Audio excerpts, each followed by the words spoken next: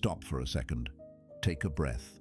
Feel the weight of your chest rise and fall, the quiet proof that you're still here, still fighting through the noise, still carrying more strength than you realize. You didn't click this video by accident. Something in you, maybe tired, maybe hopeful, brought you here. Maybe it was that small voice inside that said, "I can't keep thinking like this. I need peace." We all have that voice. It shows up when the world feels too loud, when the mind won't stop spinning, when every thought feels like a battle you can't win. But here's the truth the Stoics discovered long ago. Your peace doesn't depend on the storm around you.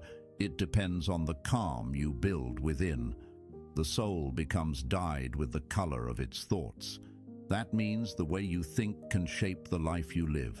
You can't always control what happens, but you can always control the story you tell yourself about it. And that choice, that small, quiet choice, is where your freedom begins. So, as you listen today, I want you to let go of everything you think you should be and just be present. Because this isn't just another motivational video. It's a moment of truth between you and your own mind. Together, we'll explore how to think less like a victim of your thoughts and more like the philosopher of your own life. And before we dive in, if you believe your mind deserves clarity, if you're ready to start mastering your thoughts instead of being mastered by them, then subscribe, not for me, but for yourself. Think of it as a quiet commitment to your own growth. A promise that from this day forward you'll train your mind the Stoic way, calm, clear, and unshakable. Rule 1. The quiet war within. Pause whatever you're doing and just breathe. Feel that quiet rhythm in your chest, the soft, steady pulse that reminds you you're still here. You've made it through everything life has thrown at you so far, and somehow you're still standing. I don't know what brought you here today. Maybe you've been tired lately, not the kind of tired a nap can fix, but the kind that comes from carrying invisible weights. Maybe your mind won't stop talking, like a room full of voices arguing about who you are and what you should be. Maybe you've been asking yourself questions that don't seem to have answers. Why do I keep doubting myself? Why can't I just be happy? Why does my own mind feel like an enemy sometimes? If any of that sounds familiar, you're not alone. In fact, you're in the most human company possible. Every philosopher, every thinker, every ordinary person trying to make sense of existence has wrestled with that same storm inside their head. Marcus Aurelius, the Stoic emperor, once wrote in his journal, "You have power over your mind, not outside events. Realize this, and you will find strength." Those words are over 1,800 years old, and yet they describe the exact battle you're fighting right now. Because the truth is, the greatest war any of us will ever fight isn't with other people, it's with our own thoughts. Here's something strange about the human mind. It's both your best friend and your worst enemy. It can build empires, paint masterpieces, invent new worlds, and in the same breath, it can whisper, "You're not good enough." It's brilliant and brutal at the same time. The most of what controls us isn't what's happening around us, it's what's happening inside us, below the surface, in places we rarely dare to look. We're haunted not by what people say to us, but by what we say to ourselves when we're alone. And that quiet self-talk shapes everything, our confidence, our relationships, our choices, even our sense of purpose. Think about it. When something goes wrong, maybe you make a mistake, maybe someone rejects you, what's the first voice that speaks? Is it kind? Is it forgiving? Or does it attack, calling you names you'd never call anyone else? That voice doesn't just hurt, it conditions you. Over time, you start to believe it. You start to think that voice is you. But here's the first Stoic truth. You are not your thoughts. You are the observer behind them, the consciousness that watches them come and go like waves in the ocean. The Stoics called this awareness prohairesis. the inner faculty of reason, the space between stimulus and response. It's where your freedom lives. Viktor Frankl, the psychiatrist who survived the horrors of the Holocaust, once said, "Between stimulus and response, there is a space. In that space is our power to choose our response. In our response lies our growth and our freedom." That small space, barely a second long, is the difference between being enslaved by your thoughts and mastering them. Imagine standing on a beach during a storm. The waves crash, the wind howls, and your first instinct is to fight it, to push back, to shout into the chaos. But the Stoics would tell you, don't fight the storm, observe it. The storm is your mind when it's filled with fear, anxiety, and judgment. The goal isn't to make the storm disappear, it's to learn how to stand calmly within it. How many nights have you lost sleep replaying something that happened hours or even years ago? How many times have you felt pain, not from what's happening right now, but from a memory, a fear, or a what if? The Stoics understood that life hurts, yes, but most of that pain is amplified by our own minds. We build stories around pain, we analyze it, we relive it, we turn it into identity. So the second Stoic lesson is this: your thoughts are not facts. Just because your mind says something doesn't mean it's true. The brain is a storyteller, not a judge. It creates narratives, connects dots, fills in gaps, often based on fear, not truth. It's not the event, it's the interpretation that causes suffering. When you believe every thought your mind throws at you, you hand over your peace to a random, often irrational narrator. The Stoic path is learning to question that narrator, to ask, is this true, or is this useful, before letting a thought take root. Let's be real for a second. You probably talk to yourself more than you talk to anyone else. That internal monologue runs all day, when you wake up, when you're brushing your teeth, when you're scrolling through your phone. And yet, most people never stop to examine that voice. If a friend spoke to you the way your inner critic does, would you still be friends? Probably not. That's because your inner dialogue has been programmed by parents, teachers, peers, media. You inherited voices that weren't yours. Jung called this the shadow, the collection of rejected thoughts, fears, and judgments we hide even from ourselves.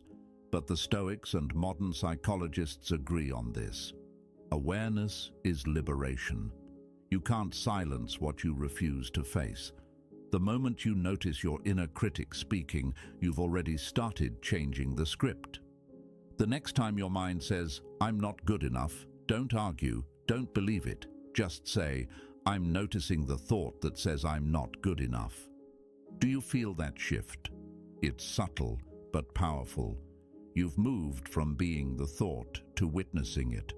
You've created distance, and in that distance, freedom. You can revoke your agreement with self-criticism. You can choose not to sign that mental contract again. Let's talk about that inner voice for a moment, the one that says, "You always mess up. You're behind. Everyone else has it together except you." That voice isn't yours. It's an echo. It might sound like a parent who was never satisfied, a teacher who shamed you, a friend who betrayed you, or even society whispering that you'll never be enough unless you're perfect. But here's what Stoicism teaches. No one can harm your soul unless you give them permission. Your mind is sacred ground. You get to decide who speaks there. So here's the third truth. Fire the critic. Hire a coach instead. You can still hold yourself accountable. You can still strive for excellence. But the voice that guides you should be one of wisdom, not cruelty. Psychologist Kristin Neff calls this self-compassion, and it's not weakness, it's power. She found that people who speak kindly to themselves recover faster from failure, take more risks, and show greater resilience. The Stoic mind isn't cold. It's calm. It's not emotionless. It's emotionally intelligent. It doesn't run from mistakes. It learns from them. When you fall short, try saying this instead. I'm learning, I'm growing, I'm doing my best. Not because it's some feel-good mantra, but because it's the truth. You are a work in progress, not a final product. And the only real failure is giving up on becoming better. You know what else fuels negative thinking? Comparison. You scroll through social media, see someone your age who seems happier, richer, more successful, and instantly your peace disappears. The Stoics warned against this centuries before Instagram existed. The pursuit of appearance, of looking good in the eyes of others, chains you to their opinions. The modern world teaches you to measure your worth by numbers, likes, followers, bank balance, status. But Stoicism reminds you the only thing you truly own is your character.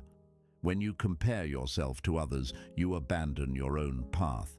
You stop tending your own garden because you're too busy staring over the fence. The Stoic path is the opposite.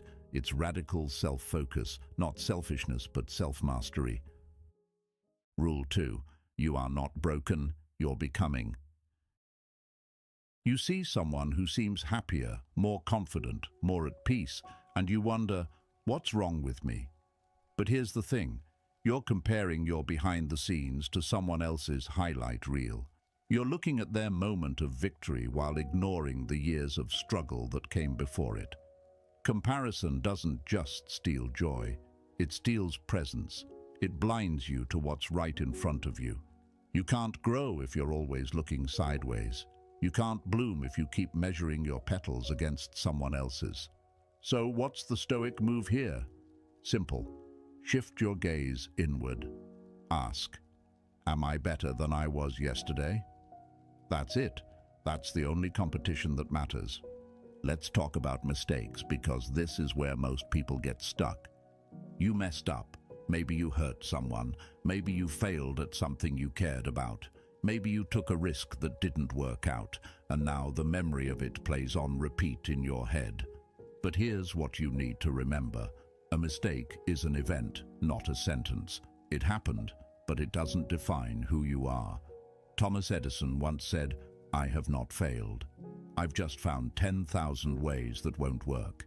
That's not denial. That's perspective. It's the same wisdom the Stoics lived by. Failure is the most honest teacher there is. It strips away illusion and forces you to look at what's real. To rise, you have to know your depths. To evolve, you have to face what hurts. So don't run from your mistakes. Reflect on them, study them, grow from them. The Stoics believed that guilt should never last longer than the lesson. Once you've learned what you needed to learn, lingering in shame is just another form of self-punishment. You don't need to keep reopening old wounds to prove you've changed. Healing isn't about punishing yourself, it's about transforming yourself. You don't need permission to start over. You don't need the world's approval to rebuild your life. You don't need the perfect moment. You don't even need to feel ready. You just need to begin. It's okay to walk away from the old chapter. It's okay to release versions of yourself that no longer fit. Psychology calls this self-reinvention. The Stoics called it rebirth through reason. Either way, it means this. You have the power to change direction whenever you choose. You're not stuck because of your circumstances. You're stuck because you keep telling yourself the same story about who you are. Change the story, and the path opens. That's Stoicism in action. Life isn't about control, it's about adaptation. It's about becoming stronger than what tries to break you. And here's the truth. It's never too late to begin again. You could be 20 or 60, broke or comfortable, lost or inspired. It doesn't matter. The moment you decide to rewrite your story, everything shifts. So today, give yourself permission. Permission to start, learn, and permission to not have all the answers yet. You don't need permission from the world. You just need it from yourself. When was the last time you rested without guilt? Not scrolling, not multitasking, not feeling like you should be doing something, just resting. Most people can't answer that question. Because somewhere along the way, we learned to tie our worth to our output. We started believing that unless we're grinding, we're falling behind. But the Stoics knew better. Epictetus wrote, "No man is free who is not master of himself." That means the person who can't stop working, who can't be still, isn't free. They're enslaved to their own ambition. The modern world glorifies busyness, but what it doesn't tell you is that busyness often hides emptiness. You can fill every hour of your day and still feel like you're not enough. Here's the fifth Stoic truth. You were worthy the moment you were born. Your value doesn't come from achievements, status, or how much you produce. It comes from your character, your integrity, your kindness, your ability to grow and learn. Now let's talk about healing, because most people think it's a straight road. It's not. It's a spiral. You'll think you've moved past something, and then one day it hits you again. A memory, a trigger, a wave of emotion you thought you'd buried. You'll think, why am I back here? But you're not back there. You're revisiting an old wound from a higher level of understanding. The Stoics understood this deeply. In other words, what hurts one part of you can still affect the rest. And healing means bringing all those parts back into harmony. Psychologically, healing is about integration, not erasure. It is the process of becoming whole by embracing every part of yourself, even the dark ones. You don't heal by pretending you're fine. You heal by telling the truth to yourself, to life, to the pain. The Stoic path isn't about denying emotion. It's about understanding it. They didn't say, don't feel. They said, don't drown. So, when you have a bad day, when you feel like you're sliding backward, remind yourself, this is part of it. This is how healing works. Every setback is refining you. Every relapse is another round in the furnace of growth. You're not broken, you're becoming. And every time you choose to keep going, even when it hurts, you're proving that your spirit is stronger than your wounds. Rule 3. The fear that lives in the what-ifs. You know what might be one of the most common prisons in the modern world? It's not made of bars or walls. It's made of what-ifs. What if I fail? What if they reject me? What if I'm not ready? What if everything goes wrong? Those 4 words, what if it doesn't work, have stopped more dreams than actual failure ever has. But here's the truth. Most of the things you worry about never happen. Your mind loves to create imaginary disasters. It thinks it's protecting you. It says, let's imagine every possible worst-case scenario so we can be ready. But what it's really doing is draining your peace before anything even happens. And the Stoics would tell you, life is short enough without dying 1,000 times in your imagination. So, what do we do with all this fear? How do we silence the what-ifs that keep us small? We stop fighting them and we start observing them. Every time fear speaks, listen, but don't obey. Treat it like an overprotective friend. You can say, thank you for the warning, but I've got this. Every what-if is really a reflection of what's hidden beneath the surface, the part of you that doesn't trust your own strength yet. The Stoics didn't run from fear. They sat with it until it lost its power. They practiced what they called premeditatio malorum, the premeditation of evils. It means they deliberately imagined possible hardships, not to scare themselves, but to prepare their minds. By visualizing the worst, they stripped it of surprise.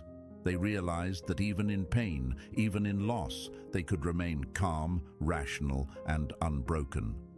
So next time your mind says, what if it all falls apart? Ask yourself, and then what?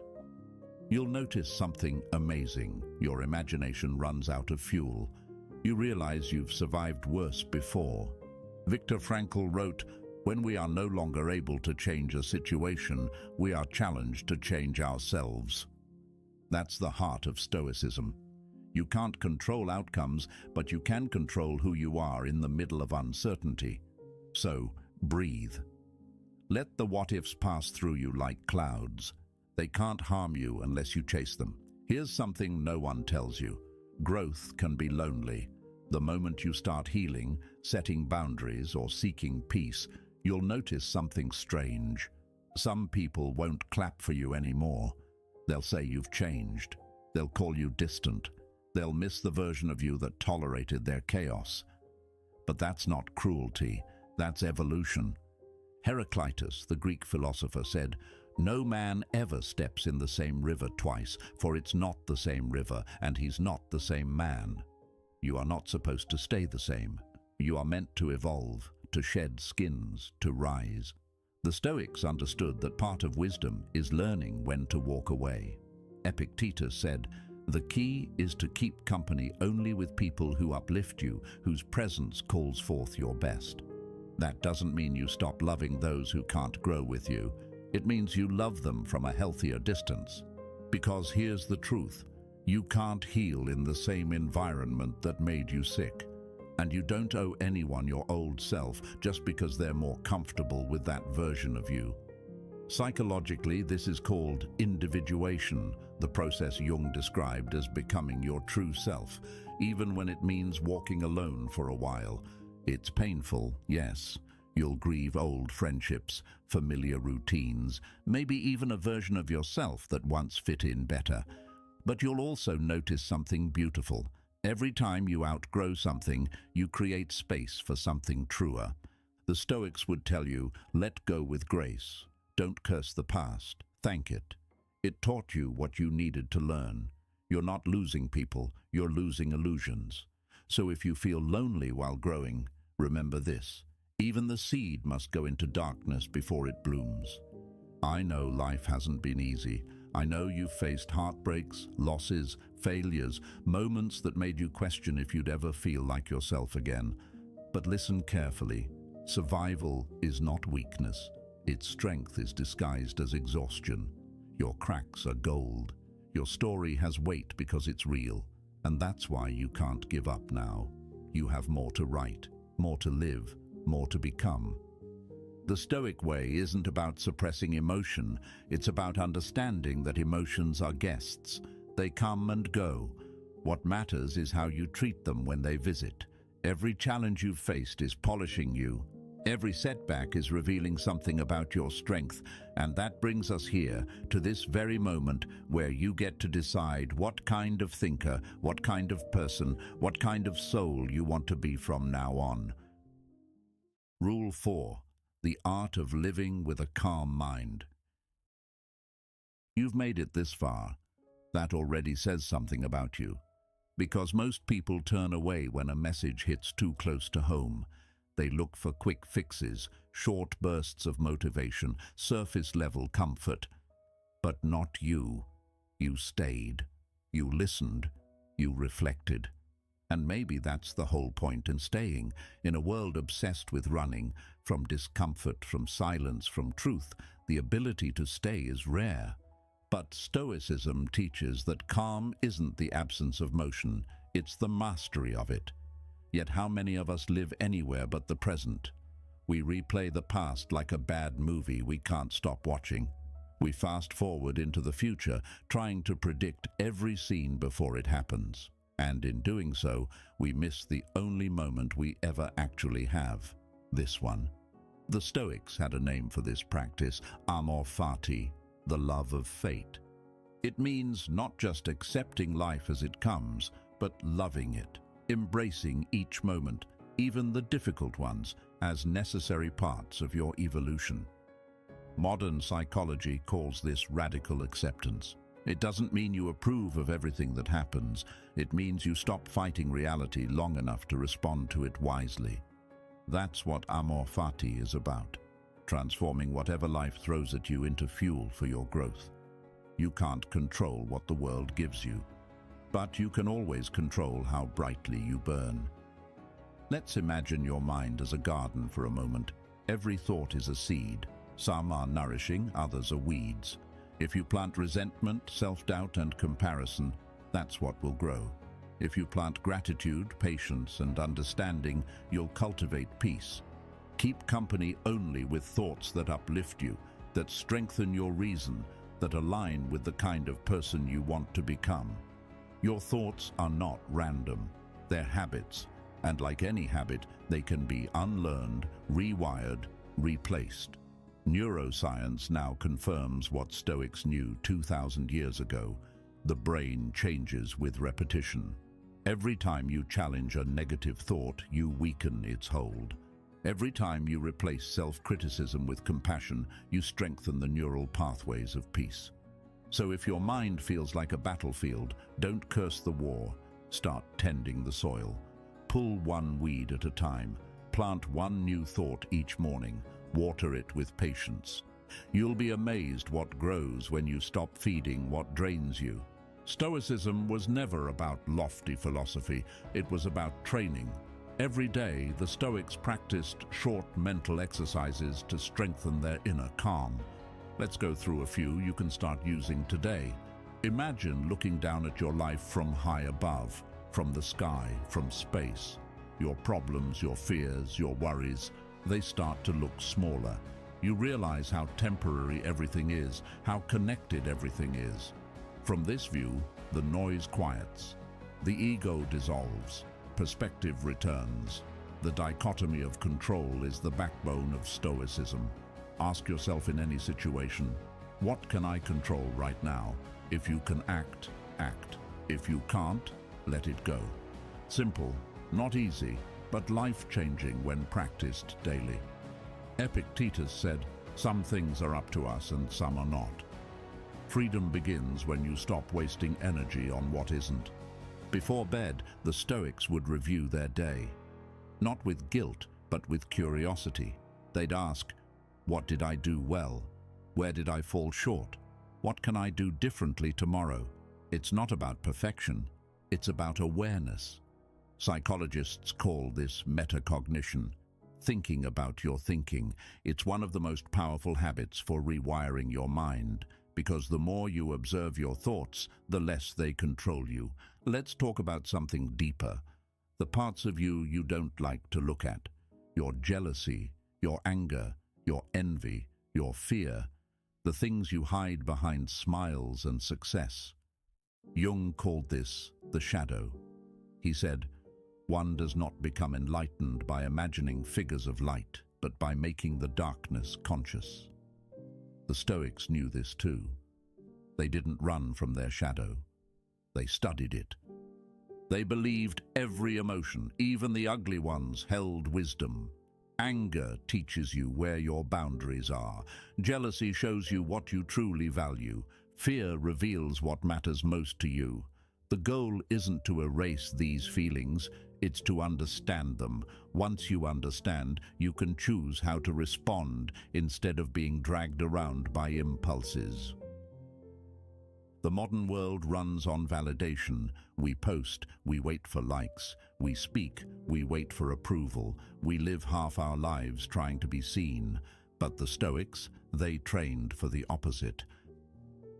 We love our comfort, but we abandon our truth the second someone disagrees with it. That's not freedom. That's dependence disguised as connection. The Stoics practiced autarkia, self-sufficiency of the soul. It means being at peace with your own judgment, regardless of others' applause or criticism. Not who people expect, not who the algorithm rewards, who you are when no one's watching. That kind of authenticity takes courage. It takes silence. It takes learning to trust your own inner compass again. So here's your next challenge. Before you act, before you speak, ask yourself, am I doing this from the truth or from fear of judgment? If it's true, move forward boldly. If it's fear, pause, reconnect. Remember who you are, because the applause of others fades fast. But the peace that comes from inner alignment, that lasts. The Stoics were emotional athletes. They didn't suppress emotion. They strengthened their ability to endure it. That means every hardship you face is mental resistance training. Every disappointment, every rejection, every loss is an opportunity to build emotional muscle. This calls resilience, the ability to recover from stress and adapt to change. But the Stoics understood it before science gave it a name. They practiced staying calm under pressure, not by pretending to be indifferent, but by preparing for discomfort. They visualized worst-case scenarios to remind themselves, even if this happens, I'll still be okay. That mindset doesn't make you pessimistic, it makes you unbreakable. Marcus Aurelius faced plague, betrayal, and war, yet his writings are filled with serenity. Why? Because he knew his mind was his fortress. You can build that same fortress, brick by brick, habit by habit, not by avoiding struggle, but by walking through it with your eyes open. Because when you stop resisting life, life stops resisting you. Here's a sobering but liberating truth. You are going to die. It sounds harsh, but the Stoics meditated on this daily. They called it memento mori, remember that you must die. Not to be morbid, but to be awake. Think about how many days you've spent angry about something that doesn't matter anymore, how many hours you've wasted worrying about the future instead of living the present, how many moments of beauty passed you by because your mind was somewhere else. When you remember your mortality, everything changes. Suddenly, that petty argument isn't worth it. That grudge loses its flavor. That small moment, a laugh, a sunrise, a hug, becomes sacred. When you live with that awareness, gratitude becomes your default setting, and gratitude, not success, not approval, is the purest form of peace. Psychology agrees. Studies show that practicing gratitude literally rewires the brain to focus on positivity and resilience. So every day, find something to thank life for, not just when it's easy, but especially when it's not. Because even pain is proof that you're alive. By now, you've probably realized something. This isn't a one-time transformation, it's a lifelong practice. The Stoic path isn't about arriving, it's about returning. Returning to awareness, returning to calm, returning to the truth. That's the destination. Radical self-acceptance. Not perfection, not endless self-improvement, but acceptance of who you are and who you're still becoming. You will have bad days. You will forget everything you've learned here and fall into old habits again. That doesn't make you a failure. It makes you human. The Stoics didn't aim for perfection. They aimed for progress. They knew that wisdom isn't a straight road. It's a spiral, just like healing. You revisit old lessons at deeper levels each time, and maybe that's the secret. You're not meant to be unshakable all the time. You're meant to keep finding your center after each storm. So take this last breath with me. Inhale what's new. Exhale what no longer serves you. You've learned that your thoughts are not your enemy. They're your teachers. That your emotions are not your weakness. They're your messengers. That your past isn't your prison. It's your foundation. The Stoics would say that wisdom isn't in knowing everything. It's in remembering what truly matters. And what matters is this moment. Right here, right now, because right now you have the power to begin again. You can start living properly, fully, wisely, calmly, this very moment. So don't just close this video and go back to scrolling. Pause, reflect. Ask yourself, what kind of life am I creating with my thoughts? What kind of person am I training myself to become? Because every thought is a brushstroke on the canvas of your soul. Make it beautiful, make it real, make it yours. And if you're ready to keep walking this path, this journey of the Stoic mind and the awakened heart, then subscribe. Not as a routine click, but as a quiet vow. A commitment to growth, to stillness, to wisdom. Because this, right here, is what it means to live like a Stoic in the modern world. To be soft enough to feel, strong enough to endure, and wise enough to keep becoming. Your story isn't over. It's just beginning, right now. Rule 5. The stillness after the storm. It's quiet now. You can almost hear your own breath again, that noise in your head, the one that once felt impossible to escape. It's still there, but softer. It doesn't sound as threatening anymore. It sounds human, because that's what your thoughts are. Not enemies, not monsters, but echoes of a mind that's still learning how to be kind to itself. You've walked through every corner of your inner world today. The fears, the doubts, the self-criticism, the comparisons, the regrets. And yet, here you are, wiser, calmer, and quieter. And if you've made it this far, then maybe, just maybe, you're starting to see what the Stoics always knew. Peace isn't found by controlling life. Peace is found by understanding it. You've probably spent years looking into mirrors, trying to fix what you see, adjusting, correcting, judging. But there's another mirror. The one within reflects your inner landscape, the mountains of your discipline, the rivers of your emotions, the shadows of your doubts, and the light of your awareness. Self-mastery isn't control, it's clarity. It's the ability to see yourself without distortion. So look again, not at your flaws or in your past, but at your effort, the quiet, unseen effort to grow, to think, to heal. That's who you are becoming. In a world that moves faster than thought, presence is rebellion. Being here, fully, completely awake, is the purest act of resistance against chaos. The Stoics practiced this by returning to the breath. The breath, something so ordinary, so constant, became their teacher, because the breath doesn't live in the past or the future. It lives here, and every time you come back to it, you come back to yourself. Modern psychology calls this grounding. Stoicism called it living according to nature. Different words, same truth. The universe doesn't rush. The sun doesn't hurry to rise. The trees don't panic before they bloom. You are part of that same nature. You were never meant to live at war with time. By now, you've learned 10 lessons, 10 reminders for the mind that wants to heal. But let's speak to them again, slowly, so they sink deeper this time. You are not your thoughts. You are the sky, vast and untouched, and your thoughts are only clouds passing through. Your inner critic is not your true voice. It's a recording of old pain, and you have the power to rewrite it. Comparison is a thief that steals your joy and your focus. Your journey is sacred, incomparable. Your mistakes are not your identity. They are evidence that you were brave enough to try.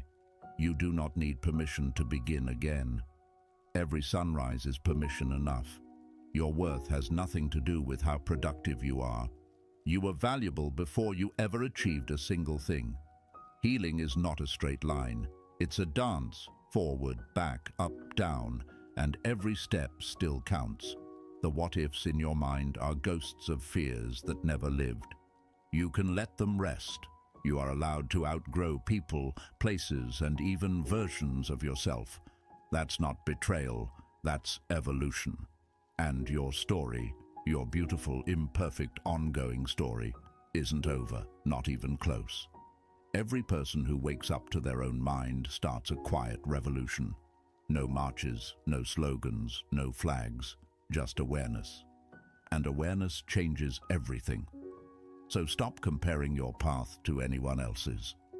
Your journey is custom-made by the universe, for you and only you. Close your eyes for a moment and imagine your mind as an ocean.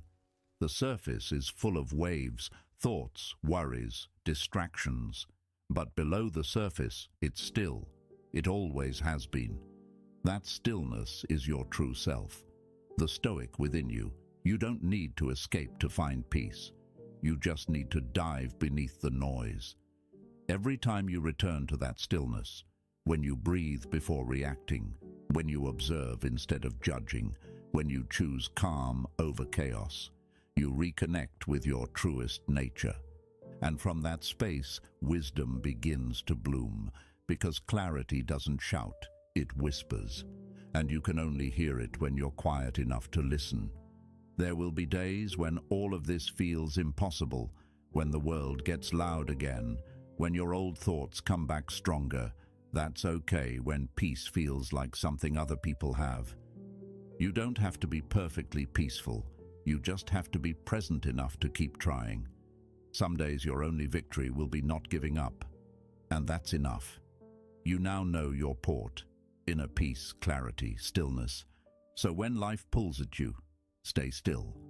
When others panic, stay still. When the storm hits, stay still. Because you're no longer reacting from emotion, you're responding from wisdom. That's what makes a Stoic unbreakable. There's no final test, no graduation, no finished version of you waiting at the end of this journey. You are the practice. Every thought you challenge, every emotion you sit with, every small act of kindness. That's Stoicism alive in you. That space is where your whole life happens. That space is your sanctuary, so live from it. When fear comes, respond with courage. When judgment comes, respond with understanding. When pain comes, respond with patience. That is the art of living. That is Stoicism, not theory, but practice. So, before this journey ends, make yourself a quiet promise. Promise to think less like a critic and more like a student. Promise to stop rushing to fix yourself and start learning to understand yourself. Promise to build your mind the way a craftsman builds something sacred, slowly, deliberately, with love. That's all any of us can do. Learn how to live. And when you forget, when you fall, when you start doubting again, come back here. Not to this video, but to this space inside you. The calm, grounded, observant space that's been here all along. It never left. You just needed to remember. One day, you'll look back and realize this was the moment everything began to change. Not dramatically, not with fireworks, but quietly, the way dawn replaces the night. You'll realize you didn't become someone new. You just stopped being at war with who you already were. That's the truth Stoicism and psychology both point to.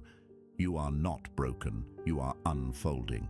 That's the journey you're on now, the lifetime privilege of becoming. So keep walking calmly, consciously, and courageously. And when the mind gets loud again, when doubt tries to drag you back into the storm, whisper this to yourself.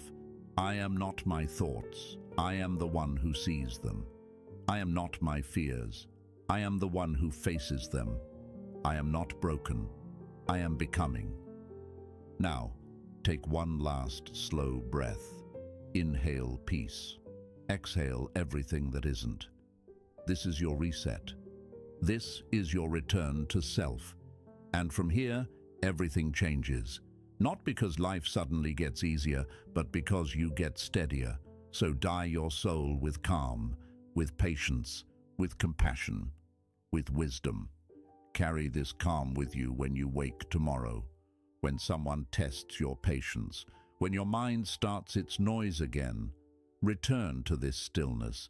It's your home, and if this journey meant something to you, if it reminded you of your strength, your clarity, your peace, then stay connected, because every time you come back here, you're not returning to me, you're returning to yourself.